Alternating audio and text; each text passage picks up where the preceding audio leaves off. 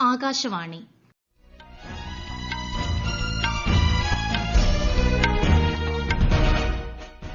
നമസ്കാരം. വാർത്തകൾ വായിക്കുന്നത് ബിന്ദു വിനോദ്.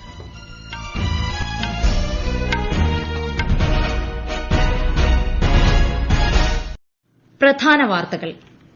ഫൈസർ കോവിഡ് വാക്സിന് ബ്രിട്ടന്റെ അംഗീകാരം. വിതരണം അടുത്തയാഴ്ച മുതൽ.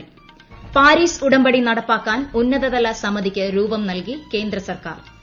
ബുറേവി ചുഴലിക്കാറ്റ് വെള്ളിയാഴ്ച പുലർച്ചെയോടെ തമിഴ്നാട് തീരം തൊടും.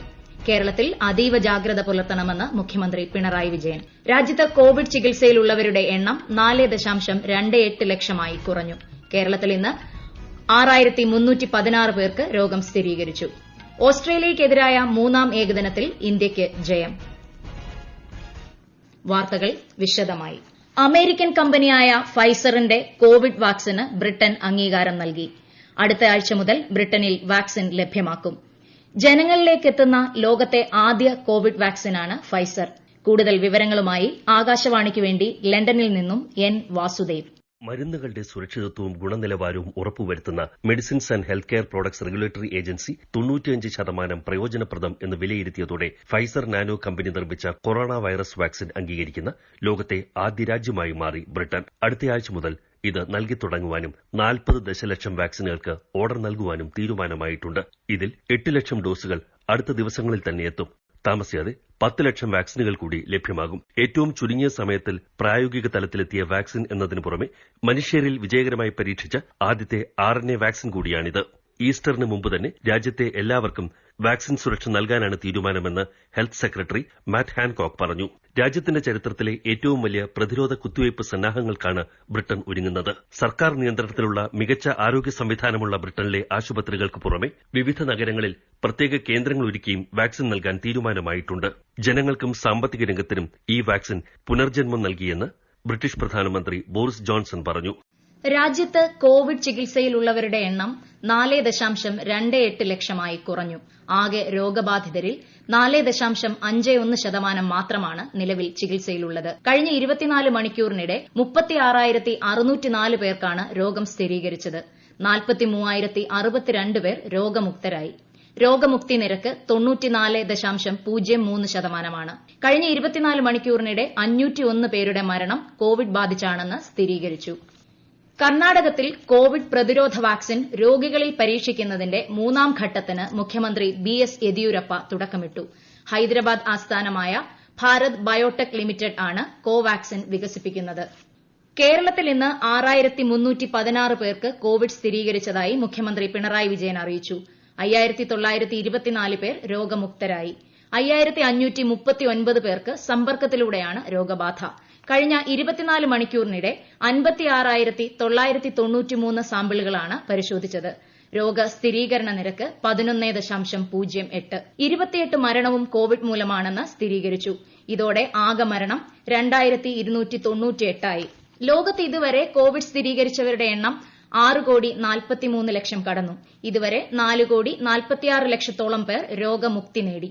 14,90,000 പേരാണ് രോഗബാധയെ തുടർന്ന് മരിച്ചത്. 1,82,00,000-ലധികം പേരാണ് ലോകത്താകമാനം കോവിഡ് ചികിത്സയിൽ കഴിയുന്നത്.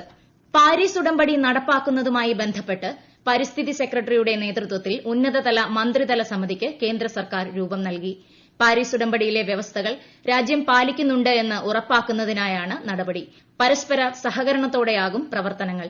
രാജ്യം ഉറപ്പു നൽകിയ വ്യവസ്ഥകൾ പാലിക്കപ്പെടുന്നതുമായി ബന്ധപ്പെട്ട നടപടികളുടെ പുരോഗതി 14 മന്ത്രാലയങ്ങളിലെ മുതിർന്ന ഉദ്യോഗസ്ഥർ അംഗങ്ങളായ സമിതി പരിശോധിക്കും. കർഷകക്ഷേമം കേന്ദ്ര സർക്കാരിന്റെ പ്രഥമ പരിഗണനയെന്ന് കേന്ദ്രമന്ത്രി പ്രകാശ് ജാവേദ്കർ.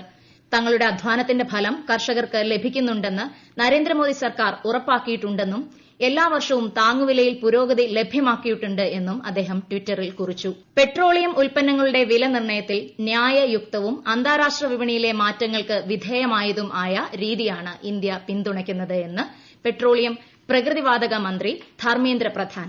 സ്വാശ്രയ ഭാരതം എന്ന വിഷയത്തെ ആസ്പദമാക്കി നടന്ന വെബിനാറിൽ സംസാരിക്കുകയായിരുന്നു അദ്ദേഹം. ഏകപക്ഷീയമായി വിലനിർണ്ണയം നടത്തുന്ന കാലം കഴിഞ്ഞെന്നും ഉൽപ്പന്നങ്ങളുടെ വില നിശ്ചയിക്കുമ്പോൾ ഉപഭോക്താക്കളുടെ താൽപര്യങ്ങൾ കൂടി സംരക്ഷിക്കപ്പെടുന്നുണ്ടെന്ന് ഉൽപ്പാദകർ ശ്രദ്ധിക്കണമെന്നും ശ്രീ പ്രധാൻ ആവശ്യപ്പെട്ടു. ഈ വാർത്തകൾ ആകാശവാണിയിൽ നിന്ന്. കൊറോണ ആശങ്കയല്ല, ജാഗ്രതയാണ് വേണ്ടത്. കേന്ദ്ര ആരോഗ്യ മന്ത്രാലയം പുറപ്പെടുവിക്കുന്ന നിർദ്ദേശങ്ങൾ. ജനങ്ങൾ കൂട്ടം കൂടുന്നത് ഒഴിവാക്കുക. ഇടയ്ക്കിടെ കൈകൾ സോപ്പും വെള്ളവും ഉപയോഗിച്ചോ സാനിറ്റൈസർ ഉപയോഗിച്ചോ വൃത്തിയാക്കുക. നിർബന്ധമായും മാസ്ക് ധരിക്കുക. പനിയോ ചുമയോ ശ്വാസതടസ്സമോ തുടരുന്ന സാഹചര്യത്തിൽ വൈദ്യസഹായം തേടുക. കൊറോണയെ സംബന്ധിച്ച വിവരങ്ങൾക്ക് ആരോഗ്യ മന്ത്രാലയത്തിന്റെ 1075ലും ദിശയുടെ 1056ലും ബന്ധപ്പെടാം. മലേറിയ പ്രതിരോധത്തിൽ ഇന്ത്യ ശ്രദ്ധേയ നേട്ടം കൈവരിച്ചതായി ലോകാരോഗ്യ സംഘടന. WHOയുടെ ഈ വർഷത്തെ ലോക മലേറിയ റിപ്പോർട്ടിലാണ് ഇക്കാര്യം വ്യക്തമാക്കിയിട്ടുള്ളത്. ലോകത്ത് ഏറ്റവും കൂടുതൽ മലേറിയ രോഗികളുള്ള രാജ്യമായ ഇന്ത്യയിൽ രോഗികളുടെ എണ്ണം കുറയുകയാണ്. 2019ൽ തൊട്ടുമുമ്പത്തെ വർഷത്തേക്കാൾ 17.6% കുറവുണ്ടായി. മലേറിയ ബാധിച്ച് മരിക്കുന്നവരുടെ എണ്ണം നിയന്ത്രിക്കാനും ഇന്ത്യയ്ക്ക് കഴിഞ്ഞതായി റിപ്പോർട്ടിൽ പറയുന്നു. തെക്കുകിഴക്കൻ ബംഗാൾ ഉൾക്കടലിൽ രൂപം കൊണ്ട അതിതീവ്ര ന്യൂനമർദ്ദം ബുറേവി ചുഴലിക്കാറ്റായി വെള്ളിയാഴ്ച പുലർച്ചെയോടെ തമിഴ്നാടിന്റെ തെക്കൻ തീരം തൊടും. കാറ്റിന് 65 മുതൽ 75 കിലോമീറ്റർ വരെ വേഗമുണ്ടാകും. നിലവിൽ ശ്രീലങ്കൻ തീരത്ത് നിന്ന് 460ഉം കന്യാകുമാരിയിൽ നിന്ന് 700 കിലോമീറ്റർ ദൂരത്തിലുള്ള അതിതീവ്ര ന്യൂനമർദ്ദം ഇന്ന് ചുഴലിക്കാറ്റായി മാറി ശ്രീലങ്കൻ തീരം കടക്കും. നാളെ മാന്നാർ കടലിടുക്ക് കടന്ന് മറ്റന്നാൾ പുലർച്ചെ തെക്കൻ തമിഴ്നാട് തീരത്ത് പ്രവേശിക്കും. ശനിയാഴ്ച വരെ തെക്കൻ കേരളത്തിലും മധ്യ കേരളത്തിലും ശക്തമായ മഴയ്ക്കും കാറ്റിനും സാധ്യതയുണ്ട്. ഏവരും ജാഗ്രത പാലിക്കണമെന്ന് മുഖ്യമന്ത്രി പിണറായി വിജയൻ വാർത്താസമ്മേളനത്തിൽ പറഞ്ഞു. കൂടുതൽ വിവരങ്ങളുമായി കരോൾ എബ്രഹാം. നാളെ തിരുവനന്തപുരം, കൊല്ലം, പത്തനംതിട്ട, ആലപ്പുഴ ജില്ലകളിൽ റെഡ് അലർട്ടും കോട്ടയം, ഇടുക്കി, എറണാകുളം ജില്ലകളിൽ ഓറഞ്ച് അലർട്ടും പ്രഖ്യാപിച്ചിട്ടുണ്ട്. അതിശക്തമായ മഴയ്ക്ക് സാധ്യതയുള്ളതിനാൽ പൊതുജനങ്ങളും അധികൃതരും അതീവ ജാഗ്രത പാലിക്കണം. താഴ്ന്ന പ്രദേശങ്ങൾ, നദീതീരങ്ങൾ, ഉരുൾപൊട്ടൽ, മണ്ണിടിച്ചിൽ സാധ്യതയുള്ള മലയോര പ്രദേശങ്ങൾ തുടങ്ങിയ ഇടങ്ങളിലുള്ളവരും ഏറെ ശ്രദ്ധിക്കേണ്ടതുണ്ട്. പൊതുജനങ്ങൾ അധികൃതരുടെ നിർദ്ദേശങ്ങൾ അനുസരിക്കണം. ക്യാമ്പിലേക്ക് മാറി താമസിക്കുന്നവർ മരുന്നും കുടിവെള്ളവും നിർബന്ധമായും കരുതണം. അടച്ചുറപ്പില്ലാത്തതോ മേൽക്കൂര ശക്തമല്ലാത്തതോ ആയ വീടുകളിൽ താമസിക്കുന്നവർ മുൻകരുതൽ നടപടികൾ സ്വീകരിക്കണം. അപകടാവസ്ഥ ശ്രദ്ധയിൽപ്പെട്ടാൽ 1077 എന്ന നമ്പറിൽ വിളിച്ച് അധികൃതരുടെ ശ്രദ്ധയിൽപ്പെടുത്തണം. ദുരിത മേഖലകളിൽ വിനോദസഞ്ചാരത്തിന് നിയന്ത്രണം ഏർപ്പെടുത്തിയിട്ടുണ്ട്. മലയോര മേഖലകളിലേക്കും തീരപ്രദേശങ്ങളിലേക്കുമുള്ള യാത്രകൾ ഒഴിവാക്കണം. ദുരിതാശ്വാസ ക്യാമ്പുകളിലേക്ക് മാറുന്നവർ കോവിഡ് മാനദണ്ഡങ്ങൾ പൂർണ്ണമായി പാലിക്കണമെന്നും അധികൃതർ അറിയിച്ചു. News desk, Akashvani. ബുറേവി ചുഴലിക്കാറ്റ് വെള്ളിയാഴ്ചയോടെ കേരളത്തിലെത്തുമെന്ന മുന്നറിയിപ്പിനെ തുടർന്ന് വേണ്ട മുന്നൊരുക്കങ്ങൾ സ്വീകരിച്ചതായി മുഖ്യമന്ത്രി പിണറായി വിജയൻ അറിയിച്ചു. സംസ്ഥാനത്ത് കർശന ജാഗ്രതാ നിർദ്ദേശം നൽകിയിട്ടുണ്ട്. തിരുവനന്തപുരം മുതൽ എറണാകുളം വരെ 7 ജില്ലകളിൽ ശക്തമായ മഴയും കാറ്റുമുണ്ടാകും.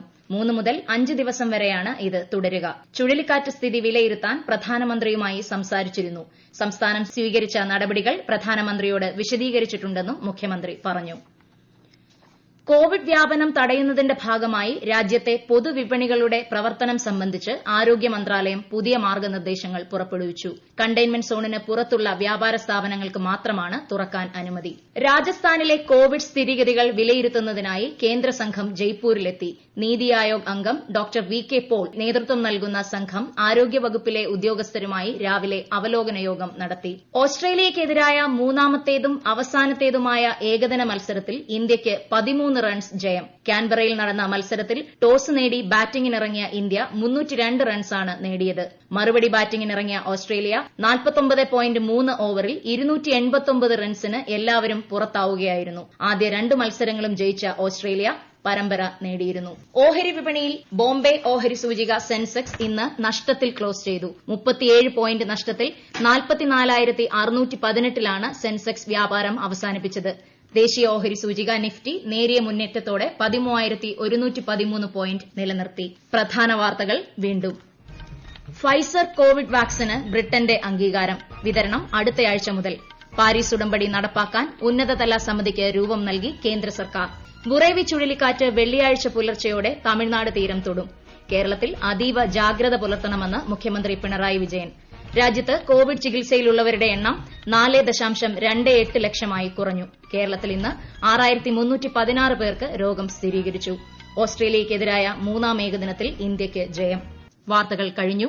ഞങ്ങളുടെ വാർത്തകളും വാർത്താധിഷ്ഠിത പരിപാടികളും all India radio news Thiruvananthapuram എന്ന യൂട്യൂബ് ചാനലിൽ ലഭ്യമാണ്. കൂടുതൽ വാർത്തകൾക്കായി @All India Radio News Thiruvananthapuram എന്ന ഫേസ്ബുക്ക് പേജും @AER_News_TVM എന്ന ട്വിറ്റർ ഹാൻഡിലും സന്ദർശിക്കുക. അടുത്ത വാർത്താ പ്രക്ഷേപണം രാത്രി 9 മണിക്ക്.